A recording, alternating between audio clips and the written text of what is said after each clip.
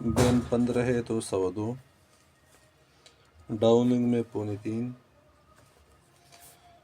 Front पट्टी के लिए 12 इंच और तिरहे 18, तो 18 का हाफ हमारे पास आएगा 9। कांदा डाउनिंग 2.5 इंच 18 में,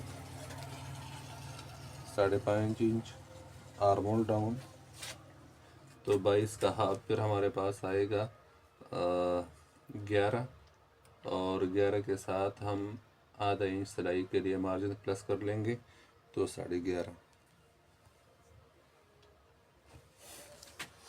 चेंज मज़ीद डाउनिंग पैड के लिए, पैड हमारे पास, पैड का हाफ हमारे पास आएगा 21, तो 21 का हाफ हमारे पास आएगा 10.5, 10.5 के साथ आधा इंच मज़ीद मार्जिन प्लस करके सिलाई मार्जिन, तो 11।